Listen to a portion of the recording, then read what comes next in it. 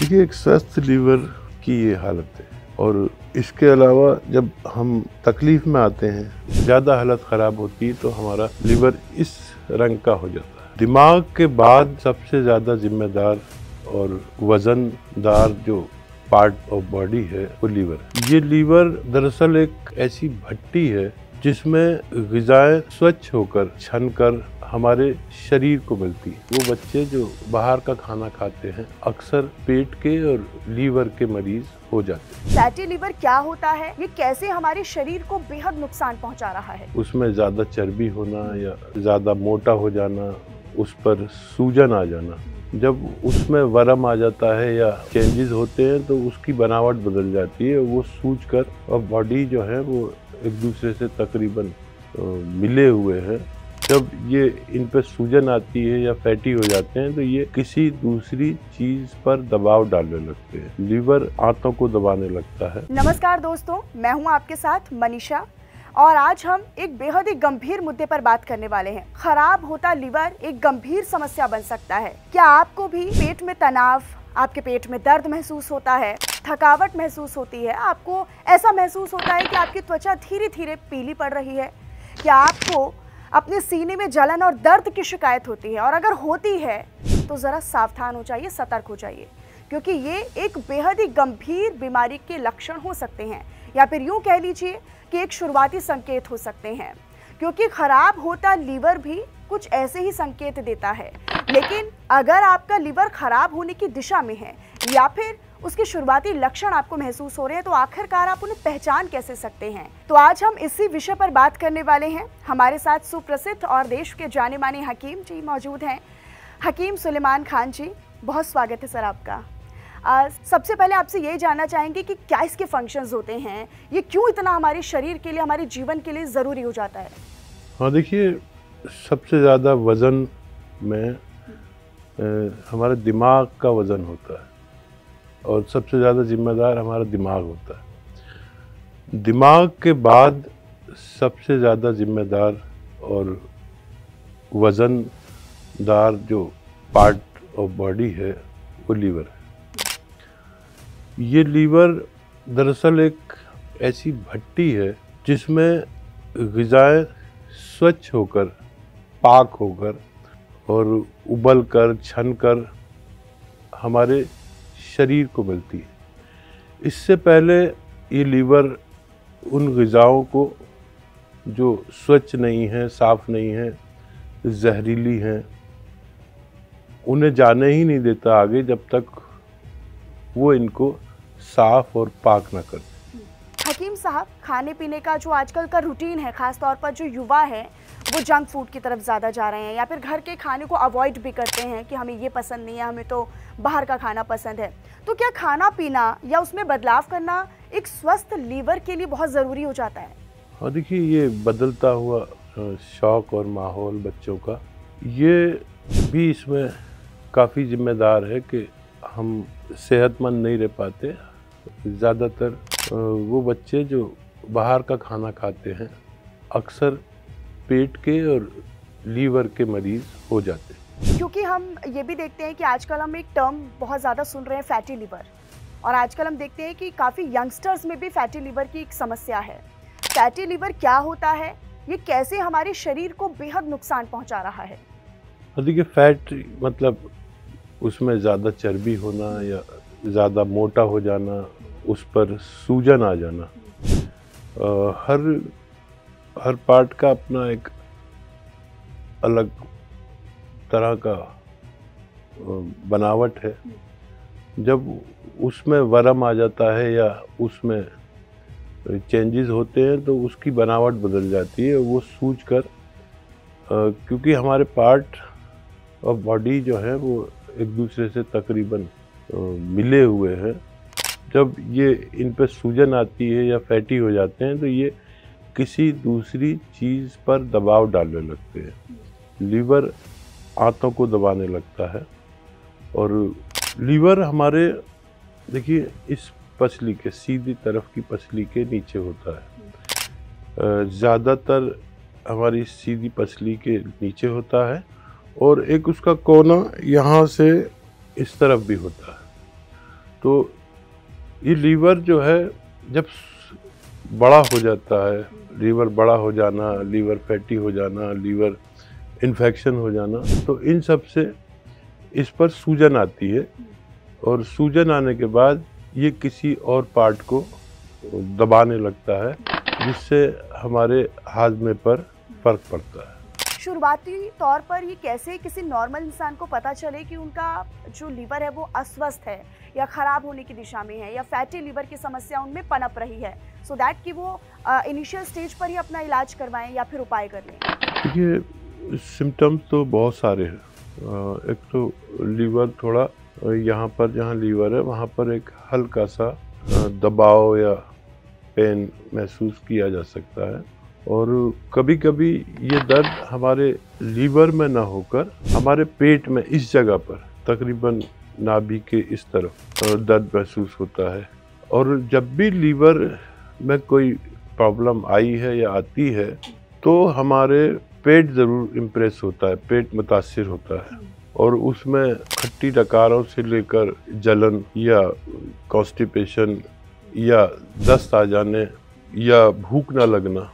Liver अगर मुतासिर हो तो भूख वैसी भड़क के नहीं लगती जैसे एक स्वस्थ आदमी को एकदम तबीयत होती है कि कुछ भी खा ले, जो मिल जाए वो खा ले, ऐसी भूख नहीं लगती। तो सिम्टम तो बहुत हो सकते हैं, सुस्ती आना, नींद आना और दिल ना लगना, ये सब भी लीवर के तकलीफ के ही फंक्शन हो सकते हैं। इनको अवॉइड करेंगे, इनके लक्षणों को अवॉइड करेंगे, समस्या को अगर हम नज़रअंदाज करेंगे तो हो सकता है कि एक गंभीर समस्या को हम न्योता भी दे रहे हैं, एक गंभीर समस्या का शिकार हो सकते हैं। देखिए, आज 10 में से एक आदमी फैटी लीवर या लीवर की कोई डिजीज, कोई बीमारी, कोई रोग से पीड़ित है। लीवर के भी बहुत सारे रोग हैं।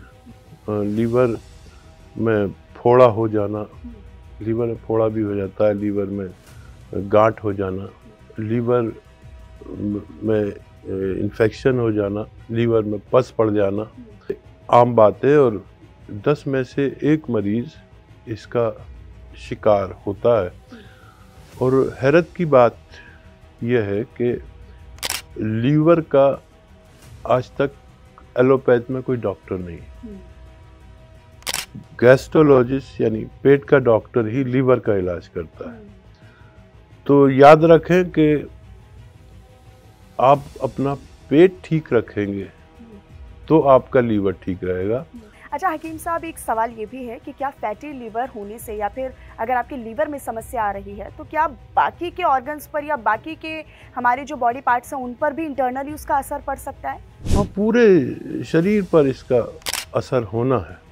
आज नहीं तो कल समस्या अगर कम है तो आप एसिडिटी का शिकार होंगे, अपच का शिकार होंगे और भूख नहीं लगेगी और आप अपना गुजारा कर। अगर हल्की सी समस्या है तो आप उसको खींचते रहते हैं, और जब वो ज़्यादा बढ़ती है तो लीवर सूजकर नीचे तक भी आ जाता है हमारे, क्योंकि पसली के नीचे है, इस पसली से नीचे भी आ जाता है। अक्सर बच्चों में ये बीमारी बहुत पाई जाती है, और फैटी लीवर का रोग बच्चों को भी होता है। कभी भी आपका बच्चा पीला सा पड़ रहा हो और उसका पेट बड़ा हो रहा हो तो आप समझ जाइए कि इसको लीवर की तकलीफ हो सकती है। अच्छा हकीम जी, अब हम थोड़ा इसके उपाय के बारे में भी बात कर लेते हैं, क्योंकि हमने जान लिया अभी शुरुआती सेशन में कि इसके लक्षण क्या हो सकते हैं, इसके संकेत हम क्या समझ सकते हैं, क्यों इसे अवॉइड नहीं करना चाहिए, क्यों ये खतरनाक हो जाता है। लेकिन अब सबसे इम्पॉर्टेंट बात कि इसके आखिरकार सॉल्यूशन क्या है, इसका उपाय क्या है। तो हम क्या उपाय कर सकते हैं, क्या रोज़मर्रा की ज़िंदगी में हम उन उपायों को कर सकते हैं? हाँ, देखिए, उपाय जैसे मैंने बताया कि हम अपना पेट ठीक रखें और वरम दूर करने वाली, स्वेलिंग दूर करने वाली ग़िज़ाएँ खाएं। जैसे लीवर की समस्या होती है तो आपने देखा भी होगा, सुना भी होगा कि मूली की सब्ज़ी खाई। अक्सर घर वाले, हमारे माँ बाप या कोई मूली की सब्ज़ी देते हैं। तो मूली में ये तासीर है कि वो आपको लीवर को और पेट को फ़ायदा पहुंचाती है। हाजिम है, हज़म जल्दी करने वाली चीज़ें, और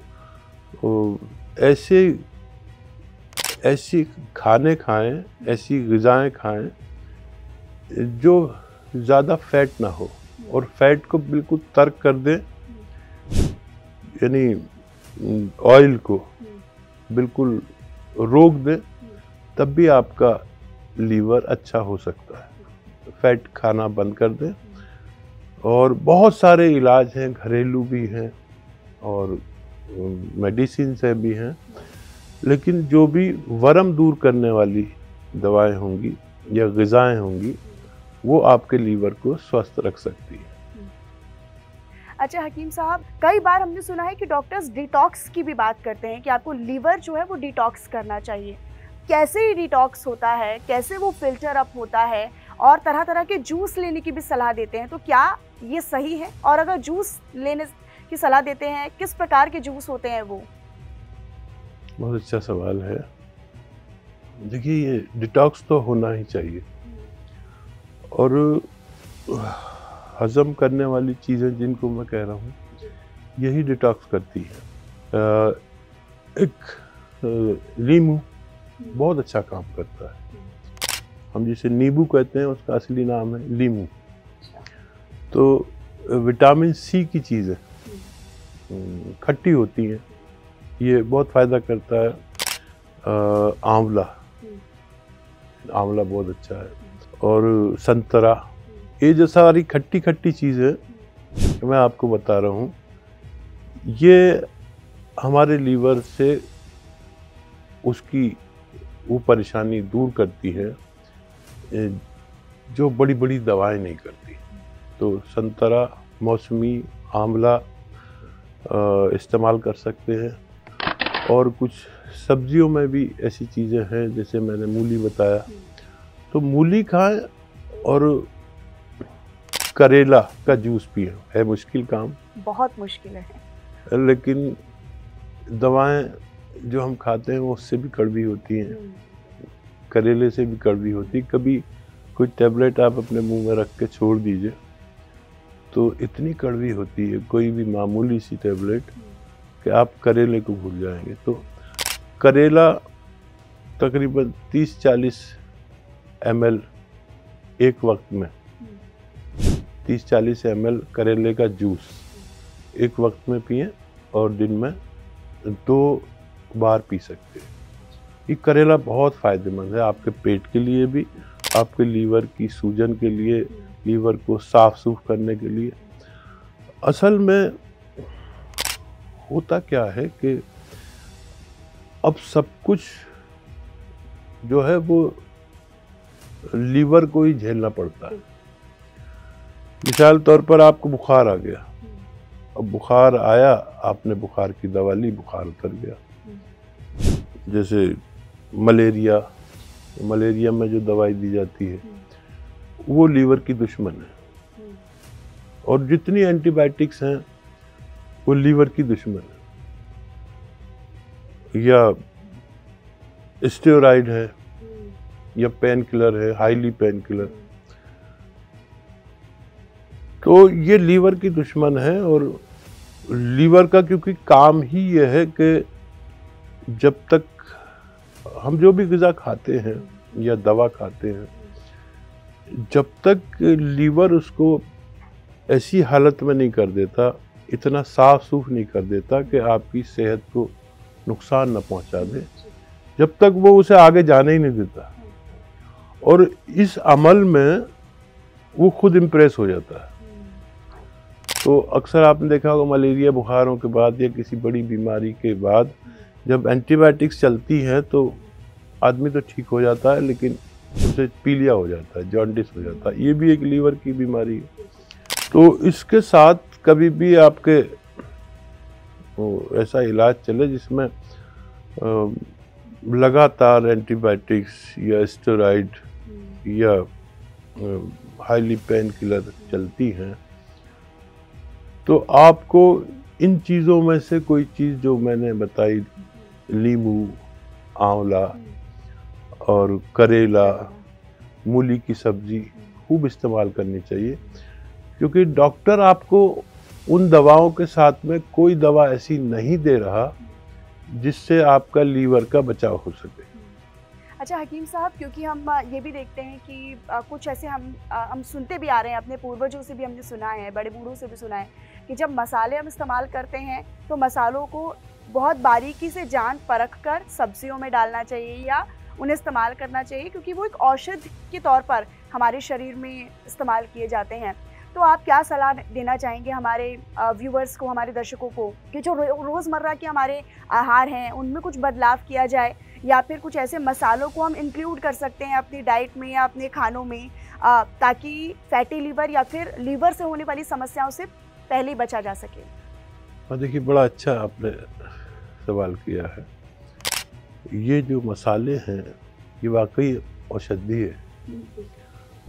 तो जैसे मामूली धनिया है, आ जाता है तो निकाल के अलग कर देते हैं। लौंग है, बच्चे लोग आपने देखा होगा लौंग भी हटा के इधर को रख देंगे और धनिया भी निकाल के रख देंगे, इलायची भी रख देंगे। तो ये दरअसल निकाल के रखने की चीज़ नहीं है, या घर के में जो भी जिम्मेदार है खाना बनाने में, अक्सर मम्मी होती हैं, तो यह तो नहीं चाहिए कि इनको पीस कर डालें ताकि निकाल ना सकें बच्चे। और एक धनिया जो आपको देखने में लगता है कि न स्वाद है न कुछ है, ये धनिया अगर आप उसकी सही मिकदार में आपके खानों में इस्तेमाल होता है तो ये आपको थायराइड नहीं होने देता, इतना सा धनिया में। लेकिन घर वाले उसे सही मिकदार में नहीं डालते, खूब खुल के डाला करें। अच्छा, ये अदरक जो इतनी सी डालते हैं, अब इतनी सी डालेंगे तो 5 अफराद हैं घर में, 5 पर्सन हैं, तो इतनी सी डालेंगे तो कितनी कितनी लोगों के हिस्से में आएगी। तो ज़रा इतनी सारी डालें, ये आपके लीवर को फैटी नहीं होने देती, ये आपके हाजमे को ख़राब नहीं होने देती, ये स्वेलिंग नहीं होने देती लीवर पे, ये पेट पर, आंतों पर और मैदे पर स्वेलिंग नहीं होने देती ये अदरक। लेकिन जब आपने डाली इतनी सी है तो एक के हिस्से में कितनी आएगी? ऐसा डालिए कि कम से कम 1-1 इंच अदरक हर फर्द के हिस्से में आ जाए। लहसुन है, बहुत महंगा हो रहा है अभी, बहुत महंगा हो रहा है। और वो ये मेडिसिन की तरह लीजिए, मेडिसिन तो महंगी आती है, तो इतना लहसुन डाल दीजिए। कभी मेरे कहने से आप घर में खाना बनाएं, इतना लहसुन, इतनी अदरक और ज़ीरा भी खूब, ज़ीरा बहुत हाजिम है, और धनिया भी अच्छा खासा डालें। इसकी मिकदार बढ़ा लें कि एक आदमी के हिस्से में कुछ तो आए। तो ये इतना हाजिम है कि अगर आपने खाना खा लिया और थाली उधर सरका दी तो फ़ौरन भूख लगने लगती, इतनी ही देर में भूख लगने लगती है अगर आप अच्छे से इन्हें इस्तेमाल करें। और ये लहसुन आपको कभी कोलेस्ट्रॉल नहीं बढ़ने देता। मेरा अपना तजर्बा, ज़ाती तजर्बा है। एक बार मुझे बढ़ा था, मैंने लहसुन खाना शुरू किया। जब मेरे सामने खाना आता था तो 2 पीस लहसुन के होते थे। मैंने सुबह भी 2 पीस खा लिए, शाम को भी, लेकिन उसे ऐसे ही मुंह में रख के निवाले के साथ चबा के खाइए। उसके बाद मैं बूढ़ा हो गया, लेकिन मेरा कोलेस्ट्रॉल नहीं बढ़ा, एक ही बार बढ़ा था। ये ऐसी औषधियाँ हैं, ऐसी दवाएं हैं, तो इन्हें कसरत से इस्तेमाल करें और स्वस्थ रहें। अच्छा हकीम साहब, क्या एज एक बहुत बड़ा फैक्टर हो सकता है, या उम्र का कोई लेना देना है फैटी लीवर या फिर लीवर के अस्वस्थ होने से? थोड़ा अगर हम 30-40 क्रॉस कर लेते हैं तब इसका खतरा ज़्यादा बढ़ जाता है।